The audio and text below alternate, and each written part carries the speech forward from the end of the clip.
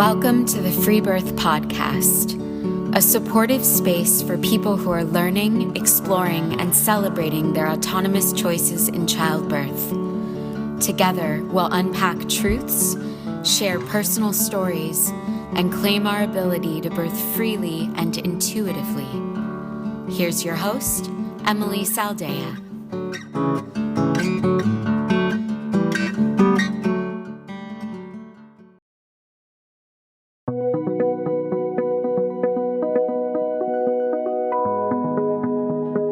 Are you craving a community of like-minded women? Do you feel like an outsider in your family or your community? Well, I may have the place for you. We have a Freebirth Society private online community that's full of radical and wild women just like you. If you resonate with the topics that we explore on this podcast and want to belong in a circle of women who support each other in the self-exploration of free birth and wild mothering, come join us. You can apply online at our website, freebirthsociety.com. It's where myself and my team are hanging out these days, and we would love to get to know you.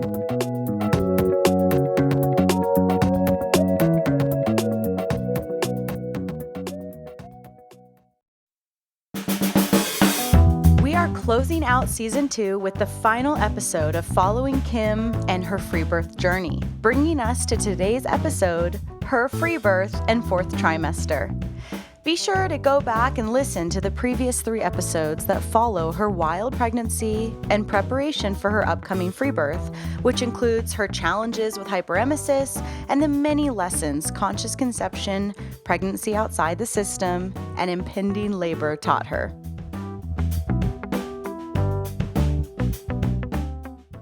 All right, we are back. It is the 4th trimester wrap up with Kim, which obviously is going to include her birth story. And for any of you who are new to this series that we've been doing, go back and listen to the other 3 that we have. We did a little fun tracking of Kim's journey with her wild pregnancy through each trimester. And funny enough, when her 3rd trimester episode came out, she had already given birth by a couple days. So here we are wrapping up her 4th trimester. This is going to be released right around her 12-week postpartum mark. I think she's around 10 weeks postpartum now. And so, yeah, where do you want to go? Do you want to kind of check in with where you are now, or do you want to just start at the beginning with the story? I think let's just start at the beginning. Okay. That feels right to me. Yeah, I was just going to remind everybody, we left off, you were maybe a week away from birth, I feel like, when we recorded your 3rd trimester. Yeah, I think it was about 38 weeks when we recorded it, and I gave birth the 39-ish. Oh my gosh. So, Thank God we got that in. I know, because I remember you said we could do another one the week after if I was still pregnant or at 40 weeks, and I wasn't. So, I'm glad we did it. Okay, so Kim, did you free birth? I did. Awesome. I did. Yeah, well, take us to wherever you want at the beginning of your story. All right. So I kind of think of, I guess, the birth itself and like acts. And in my head, it's like about 5 different acts of just like each one is sort of a different feeling to me in my memory when I think about it. So the first part, we'll start with act 1, is really just a couple days before, I guess you could say, well, it's interesting, like when exactly does labor begin, right? I think it's very different for everybody. So for me, let's start at Thursday night. I started getting some sensations that were just different than anything I'd felt when I was laying in bed. And I knew I didn't feel like it was like labor's here, but it felt like, oh, this is definitely something different. And it feels like things are happening soon, maybe things are brewing. And I told my husband and we both got really giddy. Like we both got really excited. He actually started shaking and I was like, oh, you cannot be like that when I'm in labor. Like, calm down, bud. He was like shaking and he was like, oh my God, but excited. But I was like, you need to be calmer because he's a very calm. He's like my rock in daily life. So I was kind of surprised by that reaction. And for a second I was like, oh shit, is he going to be like a mess? But he wasn't. We got really excited, and it was just this feeling of like, oh, we're having a baby soon, which was fun. And then the sensations went away when in my sleep. And then I woke up that Friday and had actually the best day of my pregnancy, like in terms of how I felt. Um, Oh. so as if you've listened to my story, you know I had hyperemesis. And so every single morning was always the worst for me. In my pregnancy, I would always wake up and I had to eat within like 5 minutes or else I was definitely gonna puke. And I remember waking up that Friday and I didn't, because I always woke up nauseous and I didn't. And I was just like, I feel great. And so I went on to have just an amazing day. I went Mm. on like two different walks, which was a big deal for me because I didn't have a lot of energy. I was feeling really crafty, so I went to Joann Fabrics and bought things to make a spring wreath, which is a really like not a thing I normally do. I felt like a grandma. I made myself a wreath. That's I was awesome. just, I think I like masturbated for a long time. I just had a really like beautiful, just like Kim feeling good day. And Mm. I just felt good the whole day, which hadn't, I mean, really it was the best I felt my whole pregnancy. Wow. I went out to dinner with my best friend. I stayed out until 11 p.m., which like Oh, normally I hey, was in girl. I know. Normally I was in bed by like 9:30, so was like, And you didn't living throw life. up that day? Did not throw up that day. Wow. Um, and it was just, I just felt so great. And then Saturday came along. And so Jacob, my husband, had finished this really big job that he finished it that Friday. And we'd been talking to the baby, like, wait until after the 22nd to come because he needed to finish that job so he could get paid for it. And then so I was still pregnant, which was great. He finished the job and we got to have a day just to ourselves, which we hadn't in a Mm. while. So we had a really nice date day where I was, so huge and slow, but we went like out to eat and to like an art gallery and just had a really lovely day. I was feeling sensations throughout that day, like especially in the car, but I was very like it didn't hurt and I would just talk through it and it felt like very erratic. Like I'd feel something and then it'd be a little while and then it'd feel it again. Um, so we're just like living life. And the same thing through on Sunday too, like in the morning, we went out for breakfast and we went out to eat a lot those 2 days. So we're like, good thing I had the baby soon after because we would have ran out of money. We were just really into like living life. So we went out to eat and then we came back Saturday night. Actually, we had started watching the Spider-Man, like Into the Spideyverse movie or whatever, this like animated movie that was a very intense visual uh, movie. And I started feeling really weird and like kind of dizzy during it. And so we stopped Mm. it halfway through. And then we decided to pick it back up on Sunday afternoon. So we started it around like 4 o'clock. And I noticed right away as we were watching it, the sensations were feeling pretty consistent. So I just started like looking up at the clock, not like I cared about time, but just because I was curious and I So noticed that it are you saying that the Spider-Man series is another form of natural induction? maybe maybe it is. I mean it's a very intense. If you've seen that movie, it's like a very No, visual I have not. stimulating. Well, it's maybe That's really funny. super stimulating, but like fun also. But I told some of my friends that I told them I watched that, they're like, I don't think I would suggest that to most women in early labor because it's really intense. But I was into it. So yeah, maybe that's a get things going. So I noticed that it was about every 5 minutes or so that I was having these sensations. Um, and so it was just the first time I was like, oh, it's more consistent. But I finished the movie and it still was like I was talking through it. Occasionally I would feel like, oh, I need to breathe a little more, like pay attention. But good, just hanging out. And then Jacob's like, well, I'll make us a healthy dinner just in case like and I wanted to eat. I was craving I don't remember, vegetables or something. And so he made me dinner. We ate dinner, and still these are happening about every 5 minutes or so. And I'm still talking and just living my life. And then it's like 9 p.m. and he was tired, and he's like, maybe we should lay down and just see like try to get some rest just in case things pick up. And I agreed with him, and I kind of updated people that I planned to update and said like, I don't know, but just letting you know. and then this is happening, but no expectations. The storm is brewing. Yes, I definitely felt that. And so he laid down, I laid down, and immediately was like, that doesn't feel good to lay down. So I just like tiptoed away and was kind of just walking around, and really just minutes passed and it started to feel more intense, like the most intense I'd felt it. So I just had this feeling like it's time to light the candles on the birth altar. So I lit my candles, and I had a bundle of sage that a friend had given me, that she had picked it from her garden, and she had lit it for both of her 2 labors. So that's kind of special. And she's a mom who I really look up to how she is as a mother.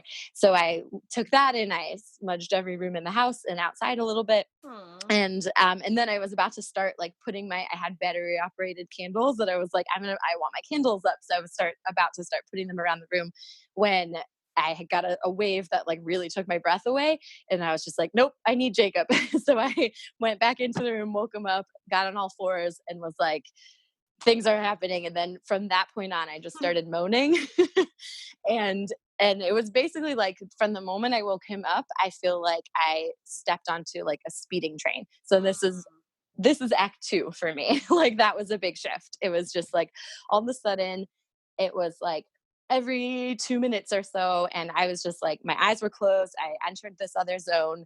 I was moaning, I was groaning, I was growling, I was on all fours, I was walking, I was like everywhere. I was just like working. But it was really awesome. Like I really loved that part. I mean, there was a lot of sensation and it was intense, and I had to be very focused, but I remember feeling extremely connected to the baby throughout this part. I would just kind of in my head, like talking to the baby, like, what do you need me to do? And felt very like they were telling me, and we were just really connected. And at some point we called my friend, who is a doula, and she came, and I don't really remember her coming, but that I felt her hand on my back, and that was nice. And I was like shaking, and I was on the bathroom, and I was throwing up. And so I've seen a lot of labors. So, and I was feeling all these things, and started thinking in my head, oh, women I've seen like this, things happen really fast. So I kind of think I got this little seed of a thought in my head, like, oh, this baby is going to be here before the sun rises. Was Wait, how I was feeling. Were you correct? No. Yeah. Okay. I was like, welcome to the club. I was wrong. And that comes into play in the next act. But it just felt it was like, well, and it's there. Well, I'll talk about this later And like it's hopeful. Yes, definitely. And it was just like, oh, I've seen women, it's like all these things when you start to go into that, like try to make it textbook, like the signs or whatever, it just doesn't work because it is not linear. Yeah. I mean, definitely the most hopeful. I did think a lot about the idea of birth as a labyrinth. I remember thinking of that when I was in labor, because I would hit these moments, like I had these moments where I was like, oh, they're coming soon. And then like 10 minutes later or whatever, I mean, time is not a thing. But then a little after that, I'd feel like I was back at the start. And then it would feel like I'm back deep in it. And then I'm like out somewhere else. Like it was it's a psychedelic journey. Very not linear. And so that really came into play later for me. Things got mental, but at this point I'm still very just like in the heat of it. And I remember even thinking like, oh, I'm good at this, like kind of cocky. Like I was just like, this is like I could feel my body opening.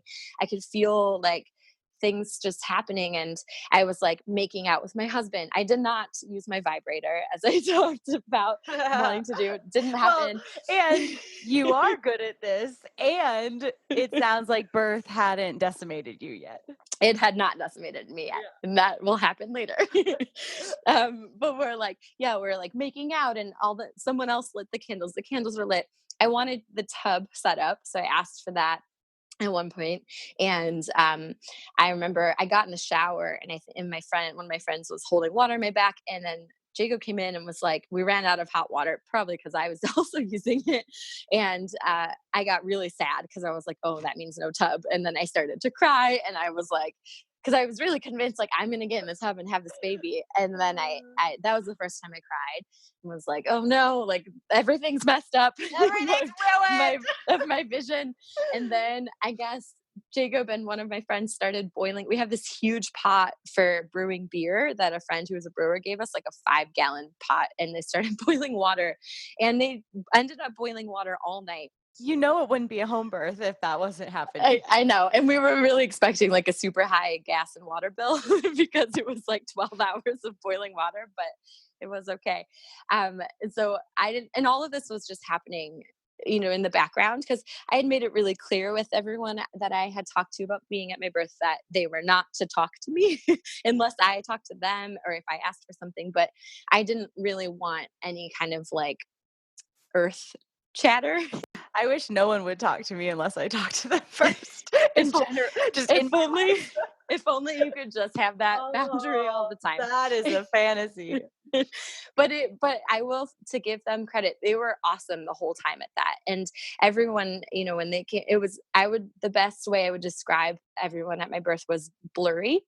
And I think, and I know, you know, some women who free birth really feel called to be on their own or maybe just their partner. And I kind of thought maybe I would, but in the end, I actually really loved having the people who were there around me. And it was all women, and 2 out of the 3 of them actually are birth workers, but that didn't really matter because they didn't do anything real. I mean, they were just there, but for the most part. But I did feel I liked having that support, that kind of circle around me, and also it was just really great to have people doing things in the background, like cleaning and getting me. I always wanted. I ate a lot of different snacks. Like I would be like, I want banana, or give me oatmeal, and I would take like one bite and then never touch it. But Well, it sounds like you felt deeply cared for, and I did. how beautiful. And that is Yeah. what every laboring mother, you know, should feel like, unless you know, I actually think it's quite rare that women want to be truly, truly alone. And often Yeah. the women who choose to be alone, it's from a place of that they don't have the magical, respectful support. Absolutely. You know, and so that you had this unicorn team that really listened to you and really respected your space and wasn't highly disruptive and was able to be blurry, like you said, is so beautiful. Yeah, I'm so grateful for them, and I feel like really happy that I thought put a lot of thought into who I wanted there. And like I said, I talked to them a lot. And so I definitely would suggest doing that to anybody who wants people at their like just really be clear with yourself of what you want them to do. And because I think, you know, I've just heard stories of it going the other way. And I don't know, for me that was I'm really happy it turned out that way. But I did like put in that work, you know, to get it like that. Um and I just have a lot, you know, those I felt very cared for, like you said. So yeah, that was a really like awesome kind of blurry, just things happening time. I was in and out with, they did eventually get water in the tub, so I would go in it, but then when I'd go in the tub, the sensations would kind of they'd slow down, which felt nice to me, like I'd get a break. But then I would feel like, no, I need to feel more, I need to get out. So I was in and out, I was on the toilet a lot, on all fours, walking. I was basically in almost every room of my house. I would go outside, but then I felt weird because I was really pretty noisy throughout it all, and it was the middle of the night, and I felt like I shouldn't be like growling outside in the middle of the night just to wake up my neighbors. So I tried to be quiet out there, but occasionally I'd go out and like look at the moon and then come back in. Um, and So then I remember towards kind of the end of this act, I would say I wanted to be in a squat, and I might have, my body might have been bearing down a little bit before this happened, I think, but I still didn't really feel like pushing, didn't feel right. But I remember wanting to be in a squat, so we grabbed the squatty potty that we have and put like one of our couch pillows on it. In retrospect, we probably should have covered up that pillow, but we didn't. We put just like a decorative pillow on top of the squatty potty, and I sat on it. And as I was going through a contraction, I had to throw up, which I had already thrown up a couple times, but it was very different than the hyperemesis throwing up. This was like felt good. It was like productive. Mhm. It always felt Opening. productive. Yeah. And I was throwing up, and as I was throwing up, I felt a big gush of water, and I remember thinking like maybe I'm peeing, but I don't think I'm peeing. And after it ended, I was like, I feel like I have to pee. So I'm pretty sure that wasn't pee. And I think I told them after it happened, like, pretty sure that something opened up inside of me because this decorative pillow from our couch is now soaking wet. So they like took it, and I think my husband smelled it and was like, that does not smell like pee. So I don't think it was. And then I went and peed after that. So I was like, yeah, definitely my water broke because I wouldn't have had to pee still if I'd peed that much. Um, and so pretty much right after that happened, I felt a shift in my body, and I felt like, okay, now, I mean, things just did feel different after that. And I think I did start to feel a little bit like my body was kind of bearing down, but it was really light. And I remember thinking, like, should I push or should I not push, and really not knowing. And I would kind of try to sometimes, and then it didn't feel right, so I wouldn't. But then it would be really intense if I didn't push. So this is act 3. That was the start of me feeling very confused. Um, and I don't know how long this period of time was. It was several hours. So it was still nighttime, but it was like the night was starting to end, and I think I was aware. I think I saw the time, and as I said, I had felt really like, oh, this baby is coming soon, and I really had wanted to wait for the fetal ejection reflex, but it wasn't happening. I wasn't feeling it, and so I started to feel like, what the fuck's happening? Like, why am I not push? I don't know if should I be pushing? Should I not? I don't know. I would put, I was sort of trying to check myself, like, just feel like what I felt. So I would put a finger inside and see, and I would feel like a firmness, but then like a soft tissue in front of it. So then I started to think about your story, and which actually my doula friend called me out. She was like, this is Emily's story, not your story, that you're like. But then I started to say to everyone, like, what if I'm pushing on the swollen cervix? Wait, my story is supposed to help people not do that. But it may do. I know. Well, that's my thing. And it was funny when my friend was like, Kim, that is not your story. And I mean, and Plus, they did really there wasn't any swollen cervix. I know, and which is, spoiler, exactly what happened to me. Yeah, but that was supposed to be the takeaway. well, so this was really, when I look back, I think of this act 3 as really when my mind took over, and and my birth worker mind, because I started kind of, I have never seen a free birth to its like all the way. Like I have been with people who intended to free birth and ended up in the hospital. So I had never seen really truly like an undisturbed birth. I mean, I've seen some pretty hands-off home births, but even not that many. So I started kind of not pathologizing necessarily, but I would just kind of, I was like thinking a little bit more than I wish I had about births I had seen, but I didn't. But also, I just felt like I have never seen anything like this. I don't know how to place this. So I kind of, it was the mental wall that started to build, and it was getting taller, and I was feeling more and more lost.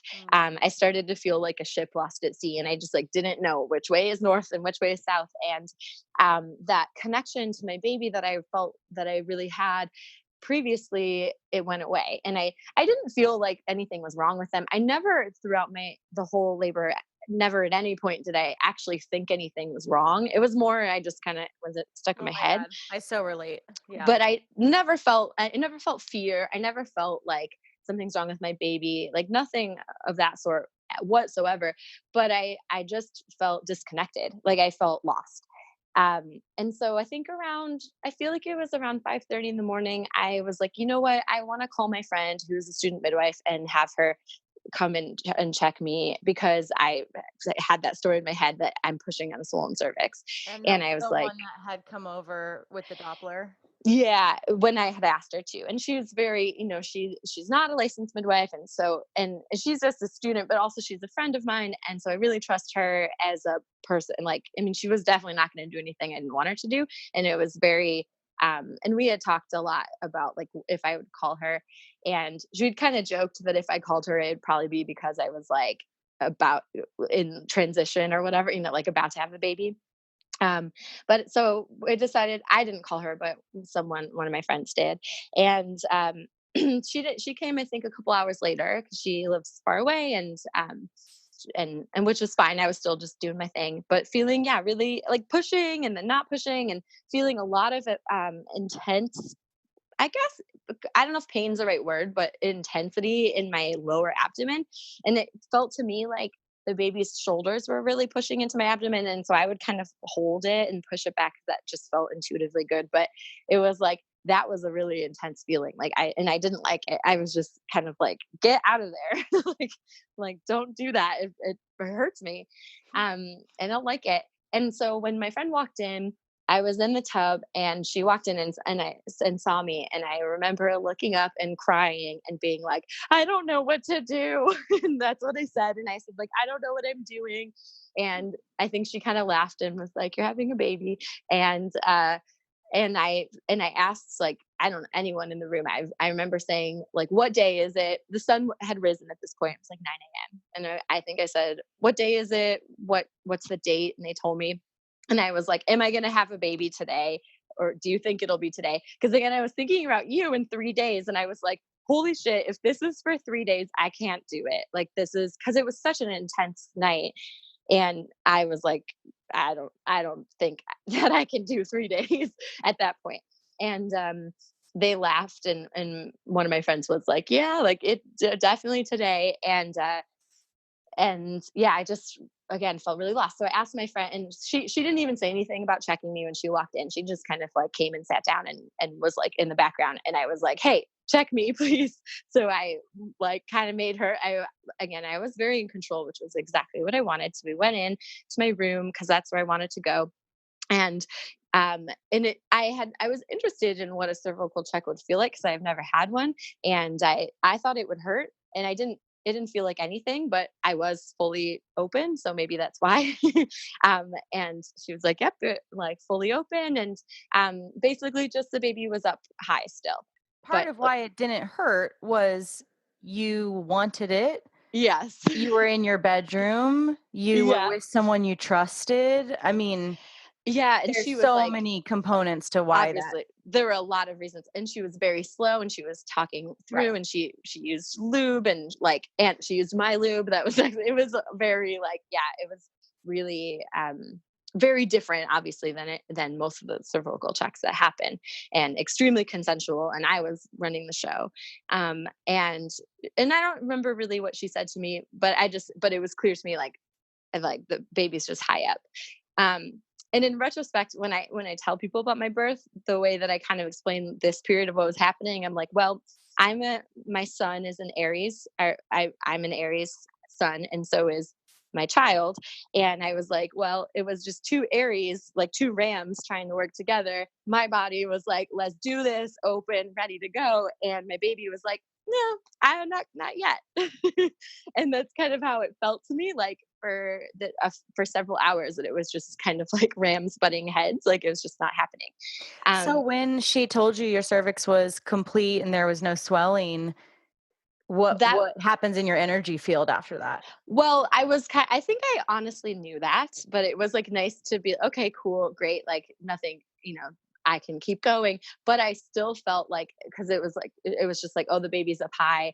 It still felt very far away for me, like baby coming, and I still felt very frustrated. So not a whole lot changed. Okay.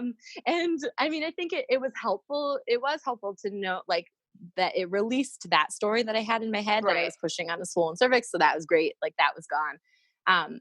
But I kept like building these stories kind of, or I was just still very in my head. And so then I guess I got back in the tub, and I think one of my friends was like, why don't we leave you alone? Because it feels like maybe, because I kept apologizing. I was like just out. I kind of had left like the labor zone, and I was like apologizing to everyone that it was taking a long time. Oh, And, Kim, that's and so sad. I know, and they were all like, "Why are you doing that?" Yeah, and like, I, stop it. yeah, and I don't know. I was so lost, and Totally. I felt, and that's just the wall that I had to traverse. And so they all left. Jacob stayed with me, and I wanted him to get in the tub, and he got in it with me. And then I started to sleep. So I would like fall asleep in between contractions, and I'd hear myself snore one time and then wake up and then be like, oh, like back in it. And then Yeah. it just kind of went through that. I was just, I was tired, normal stuff. Like, So normal. Yeah. so while I was in the tub, I started alone, like just with Jacob, but we weren't talking or anything. He was just there quiet. So we were quiet. And I got the word decimate, which, I know Yolanda says that, and you had said that to me.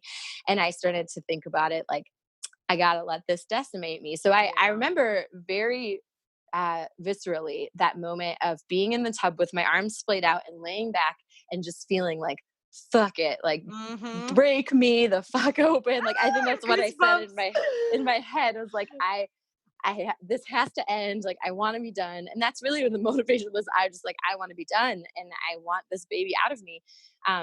And it was very different energy than previously where I had been like singing to them. Well, I still was doing that. I was like singing to them and kind of, I wanted them out. And so I wanted a friend to come back in, I think. And so I went back into my bed and I was like kind of feeling myself. And I was like, I just don't feel any change. Like there's still up high. And so I remember looking at one of my friends and being like, will you just tell me something to do? Like, tell me I just needed some direction. And she was kind of like, I think she was like, well, like, what do you mean? But she just said like, well, like, why don't you try, being on your hands and knees or laying on your side, which were two positions that had previously felt good, but I'd stopped doing them because they were very intense.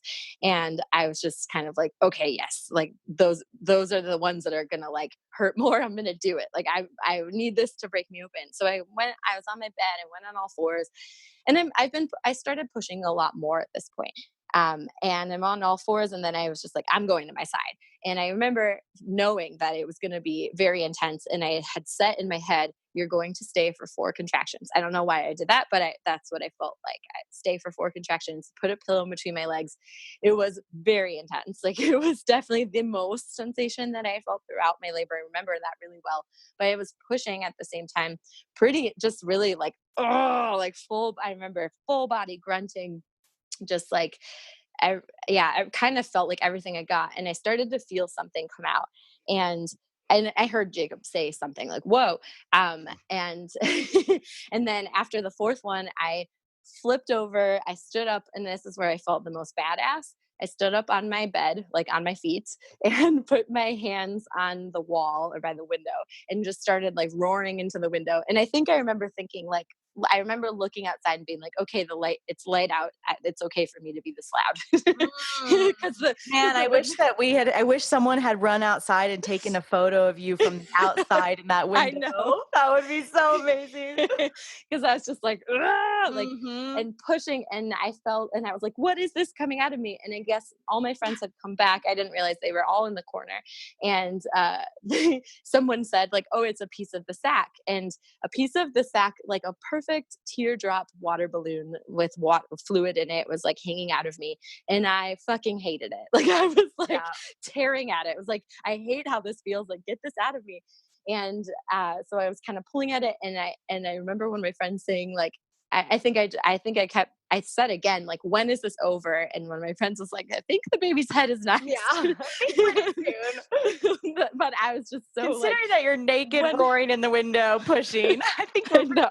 Close to but I would like come out of contractions, like after contractions, I would just kind of come to this place and be like, when am I done? Like, I felt kind of like a little girl in a way, like a child that was like, when's this done, Mom? And are we there yet? Yeah.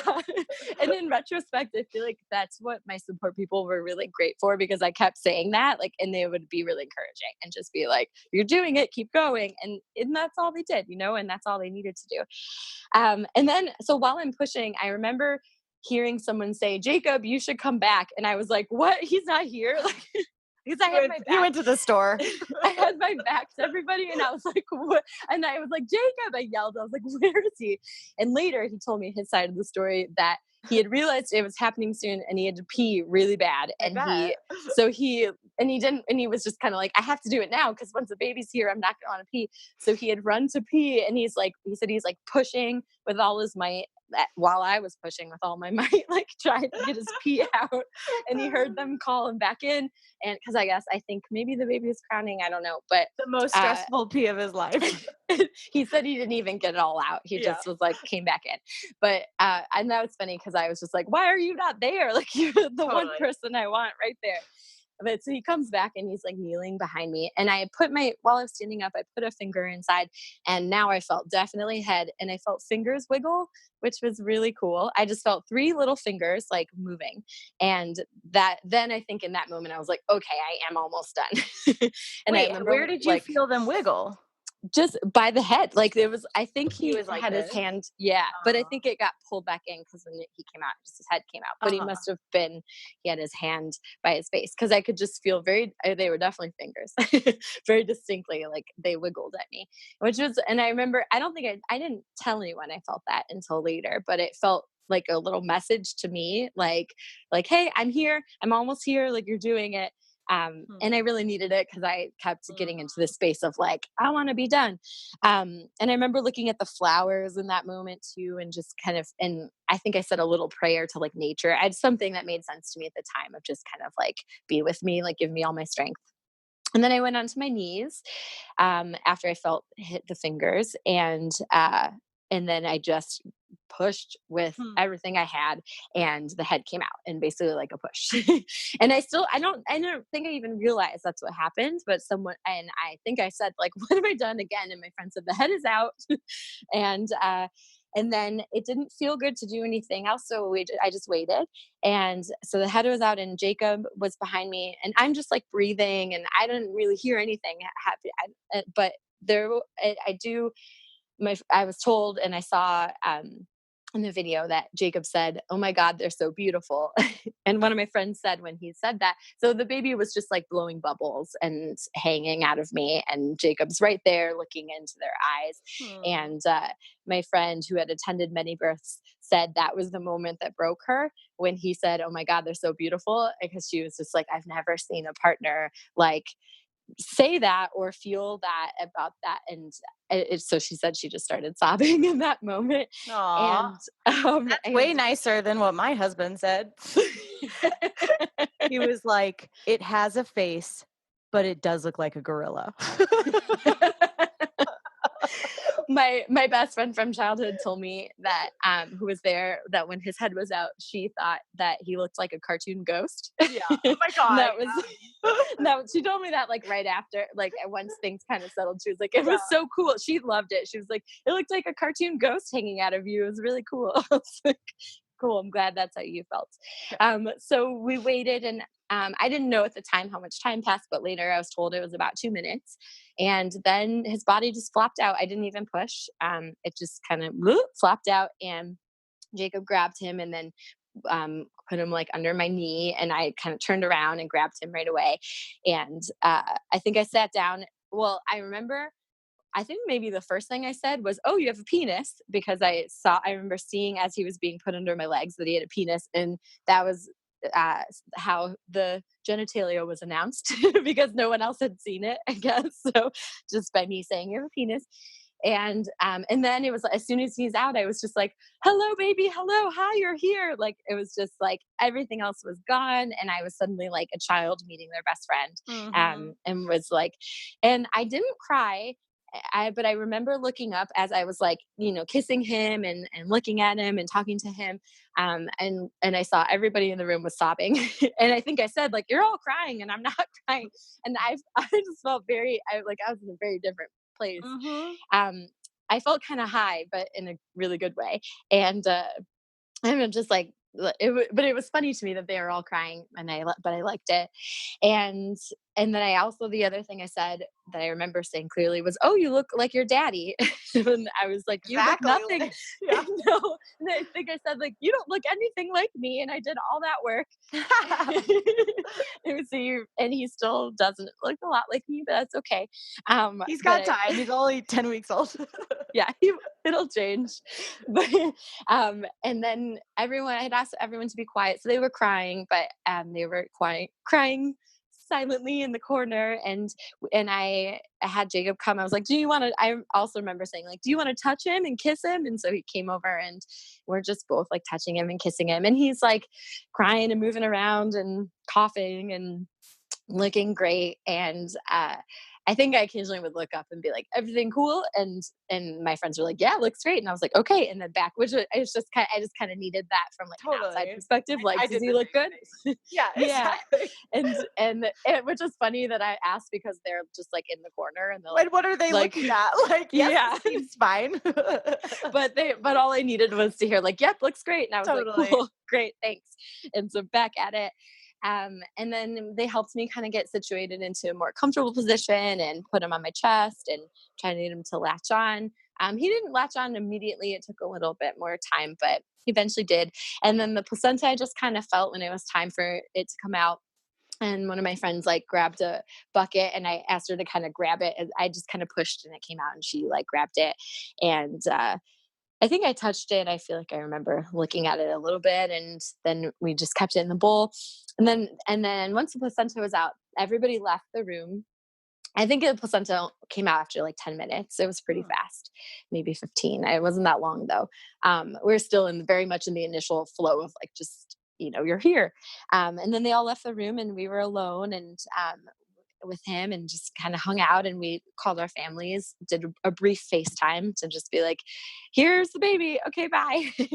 And they brought me food and we were hanging out for a while, and then after that, after a few hours, I wanted to take a shower. So my friend and I had talked about this in my dream was to take the shower with her, and it was exactly like I dreamed. Like Aw. she got naked and got in the shower with me. We were both naked, and she was washing me off, and we were just like crying happy tears, Aw. and she was like, "You did it!" And like it was very beautiful. And my bed was like a massacre scene, like so much blood everywhere. And so they helped us move. We moved to the guest bed while everyone cleaned up. And so then Jacob and I hung out with baby while they like washed our sheets. And that was really nice to have people just like, they just did everything. And the house was like clean when they left. And Mm. so nice. And then we burned the cord about like 5 or 6 hours after he was born, and did said a little prayer and a thank you to the placenta. And um, one of my friends had left by then, but two of them were still there, and I had wanted them to be involved, so and they helped like hold the candles, and then we sang "Happy Birthday" after Oh, when cute. and blew out the candles, which was really Oh, sweet. that's cute. And and that just kind of spontaneously happened. It was really cute. I think someone started to sing, and I was like, "Oh, this is nice." And then another friend left, and then my best friend from childhood was the last one to stay, and she was amazing. She was like, "There's still more sheets to wash," and she like helped put the sheets back on the bed and made sure we were good before she left. And I think it was like 6 p.m. and it was like, "You should really go to sleep. It's been almost 24 hours since you've slept." And so finally, I loved having her there. And then we were on our own, and I pretty much stayed in bed for a few weeks.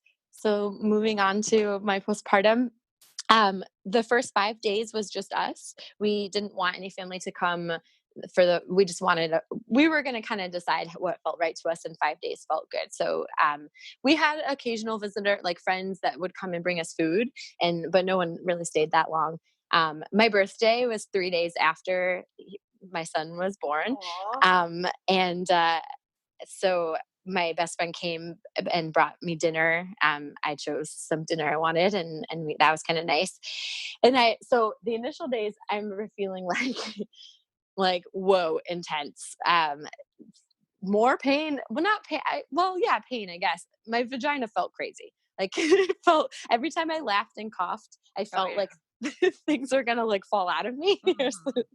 And it was really weird. And peeing was like a whole thing. So I really didn't get out of bed hardly at all because it did not feel good, and it was like too much work. And so I think on my birthday, I went out into the living room, and that was like the first time I went out into the living room, and that was 3 days after, and only for a short time. And then I was like, I gotta go back to bed.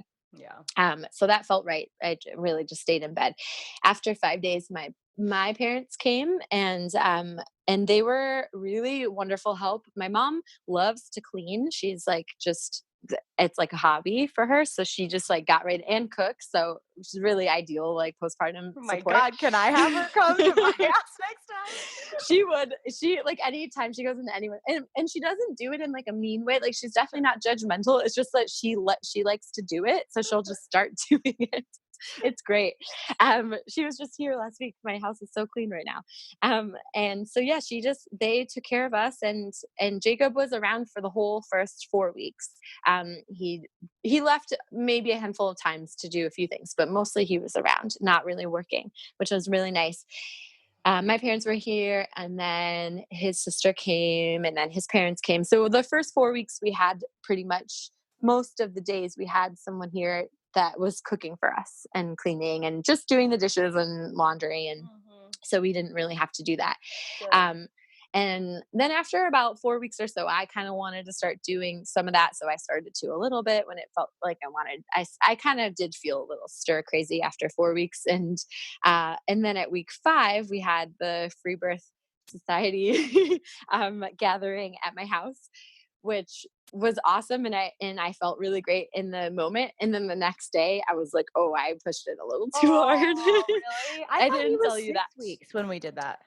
No, I think he was He was 5. only It was 5? yeah, it Oh. was but I mean, I had felt really good, so I felt like I was feeling good, and, But you were, like, up and standing. I was standing a Yeah. lot, and so my bleeding had mostly stopped, but then I started bleeding again, so the next day.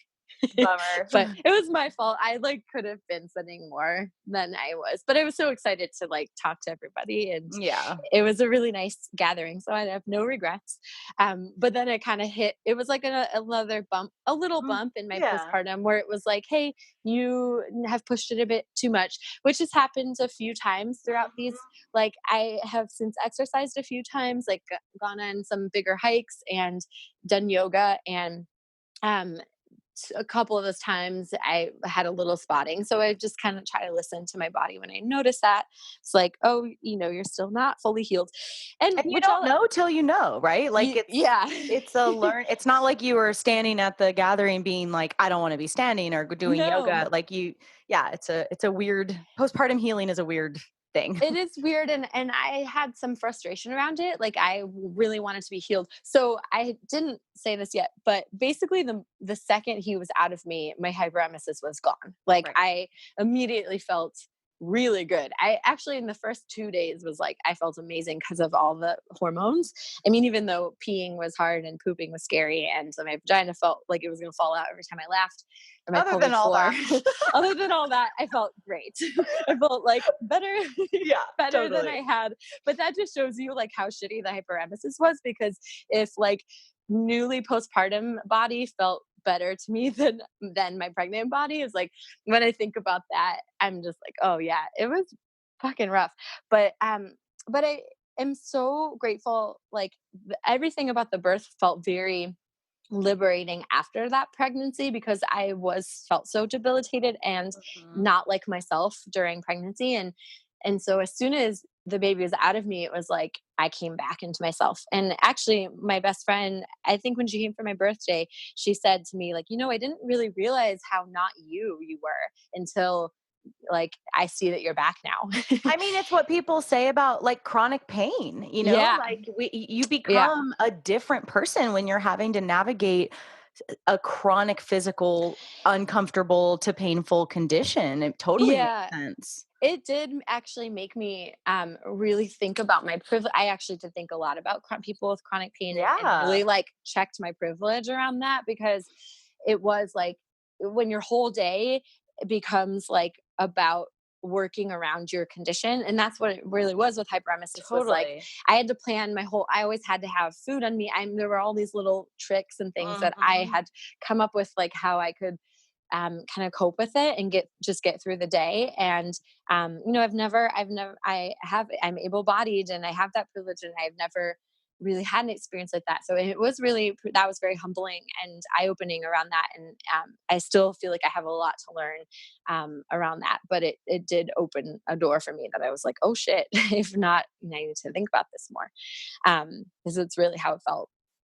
And yeah, so actually postpartum was um, healing of the pregnancy for me. So looking back at all the experience, definitely the pregnancy was the hardest.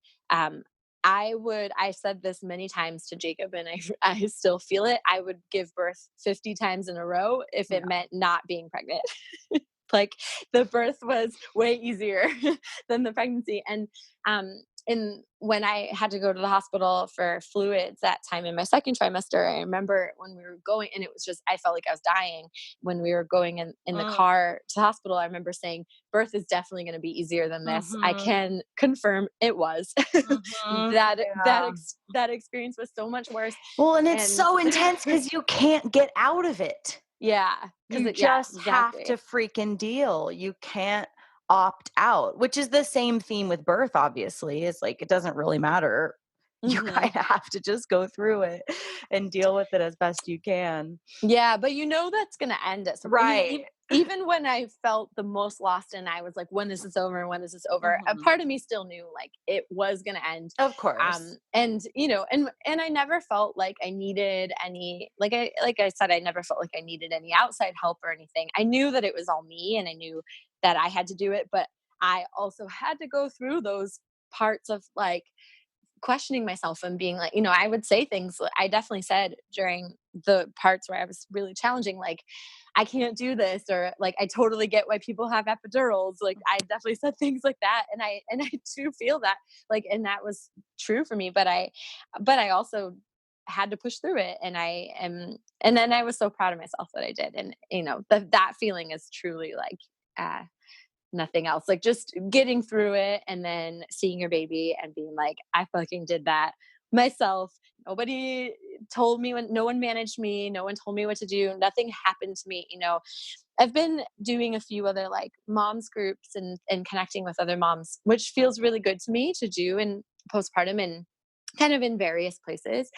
And but I always feel not uncomfortable, but maybe a little bit. I will say I'm a little uncomfortable when there's birth story sharing. Like I was in a class, I was doing this like a fitness thing, and we're sharing birth stories because everybody's stories are really sad. Well, there's a lot of like people processing their trauma and talking about all the things that happened to them. And then when I tell my story, it's just so different, like so wildly different, because everything from my pregnancy on was just like nothing happened to me that was from another person. It was all like just me. And I sometimes feel, I don't know what the feelings are. They're really I feel a lot of feelings. I feel really sad and heartache for that women have the story. I don't know. Yeah, but your story is your story is critical in those spaces, It because is, we can so quickly, we are as a culture so quickly forgetting that choices like yours and stories like yours are even available. And so I hear you. I mean, obviously I hear trauma stories every freaking day. Yeah. And we have to have women who don't have trauma stories. And you have your own trauma stories from other parts of your life, right? Like we all do. But it's interesting. I noticed that I've started to say like, well, the traumatic part for me was the pregnancy. Like I have to justify, like I didn't have a traumatic birth. So I have to say like, but I had trauma here, which is kind of weird, but I feel like I have to do that. Would you classify your pregnancy not as trauma. Traumatic? No, it was difficult because I have experienced actual trauma. Like I have been sexually assaulted. That to me was a trauma. And it's definitely not like that. But there are like triggers, like there are certain foods and certain things that like bring me back, and then I'm just like, oh God, I can't. Yeah. But it's not traumatic, but definitely the out of the whole journey so far, the most difficult. Yeah. breastfeeding has been really lovely. I'm really grateful for, I haven't talked about that yet, but the first week was kind of like, what are we doing? Feeling very, and I did feel like and I had a lactation consultant come because I was feeling again, very like, I don't know what I'm doing. And then after she left, and she was actually very hopeful. But then after like that week, I kind of was like, all right, we just needed to figure some stuff out. And then once we did, we were fine. There are no issues, really. And that's kind of been a lot of it. It's just kind of having these moments of like, what am I doing? This is a new thing. I'm feeling really lost. And then sometimes I reach out and ask somebody for help, or sometimes I Google things and then regret doing that. Or sometimes I ask in a community, or I ask someone else, or sometimes I don't ask anybody and I just like figure it out myself. And then we figure it out. And that's really been this whole period of time, is just kind of like figuring it out. And then I remember the first 40 days coming to an end. So the first, like, that's about 6 weeks, and feeling very like still not healed.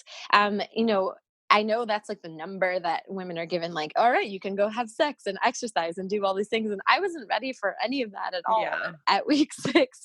And I'm still just now like starting to kind of feel ready. And it's 10 weeks, but and still not fully ready for going back to like how I was before with exercise and sex specifically. But like, Well, and you I, will never go back, yeah, right? Like, it's you always are different. forever changed. Your I'm yoni's forever forever changed. changed. Your body's forever changed. Your spirit's forever changed. Hmm.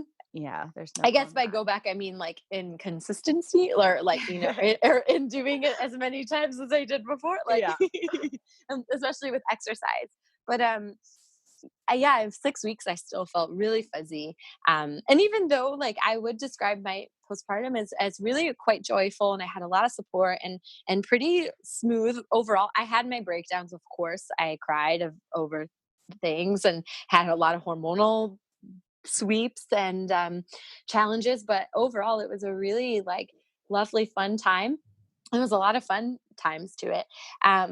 But yeah, at 6 weeks I was just like, wow, this is crazy that this is when women are told like, and go back to your life now. Like, I'm not I ready mean, for women go back that. to work at 6 I weeks. know, and I think, and I did write a Oh, post about that on my Instagram. And it's just like this is, I can't. Yeah, it's really heartbreaking to think about that. I can't imagine. So it was just, let alone having to leave your baby. Um, so I have left him. We were talking about this before, a couple times, a handful of times since he was born. For 2 hours has been like the most time. So definitely not a work day.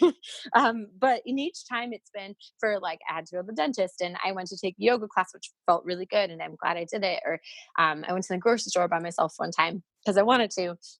And each of those times I felt like, at first it was hard to leave, and then I left and I was like, I'm free and it feels great. And listening to loud music or whatever, just feeling a little bit like myself.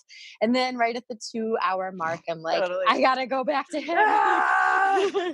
And every time I like walk back in the house, I'm like, he's probably gonna be crying I and like a know, mess, I and know. he's fine. He's fine. It's us that's a mess. Yeah. But I still don't feel ready to really leave him for more than a handful of hours. Well, no Um, way. That's like biologically totally counterintuitive, because yeah, he nurses every couple hours, right? And totally. And so so, I gotta, and I'm like, I can feel my milk coming when right. I'm like away. It's like, I gotta go back. And it's just crazy to me that I know that the larger culture does encourage women to like go. I had a lot of clients who's like, their parents are like, go on a date, or, go do things by yourself. We'll watch the baby. And they're like, no, I don't want to. Right. And Like, come back in a year, please. Come yeah, and babysit every fucking day when they're 12 months on, but not yet. yeah, I have said that to like my family, like, you'll get a lot more time with him later, I Of promise. course.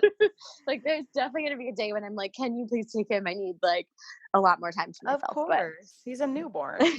for right now, I don't, but there's a lot of big contradictory feelings or paradoxical feelings that happen, which I know is normal. And just those feelings of like, feeling like, oh my God, I just, if only I could like have some freedom, but then not really wanting the freedom. And it's kind of a funny, interesting way to feel. I guess you have to like redefine what freedom is. Yeah, definitely.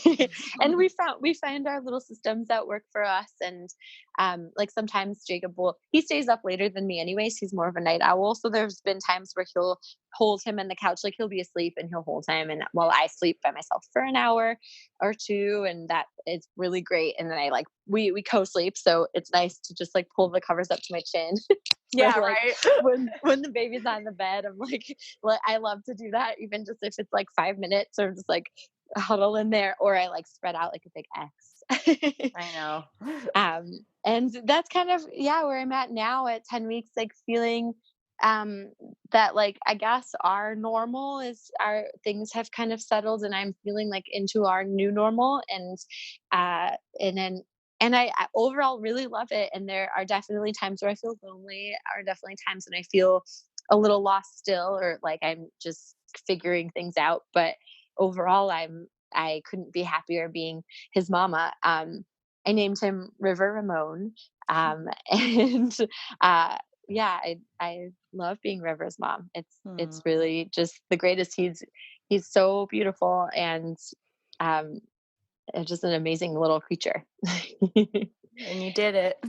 And I did it. And I do still feel very proud. I love thinking about my birth, actually. And I love that I'll walk into different rooms in my house and I'll get flashbacks of like what, like I'll like walk in my kitchen and remember being like we have a little island thing that we put there. And I remember like twerking at the island, like shaking my butt, or I'll remember like, standing in the bed and roaring out the window.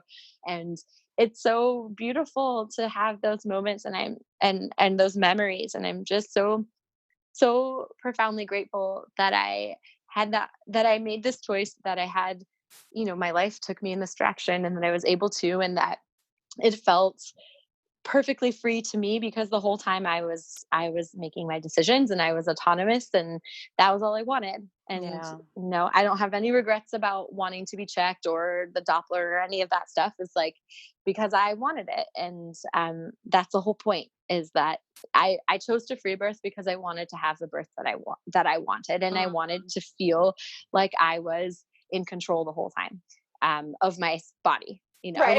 I wasn't where you weren't in control at all. Yes. Like, I feel like you have to say it with an asterisk, like you're not actually in control. But Totally. But there are ways that I was in control, and I did, and I got that. So so good. I'm so proud of you. So happy Thank you. Sharing this with everybody, and so many people have followed your story, and this will be really fun to put out there and inspire many. Thank you all for following along with me. It has been funny. I've actually met some people in the community who had listened that I didn't know, and like just in different places. So like, oh, I know who you are, like listening, and it's so weird. I get to feel like small, like low key famous. It's just really, it's really fun.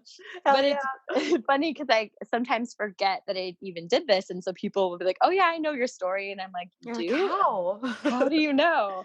That's cute. But awesome. I actually was pretty private about free birthing in other spaces. So, but I think now that I am through it, I feel a little more confident, or just more like, okay, this is what I did.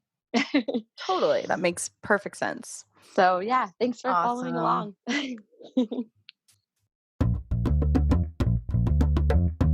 And this episode concludes season 2, my friends. We will be back with season 3 before you know it.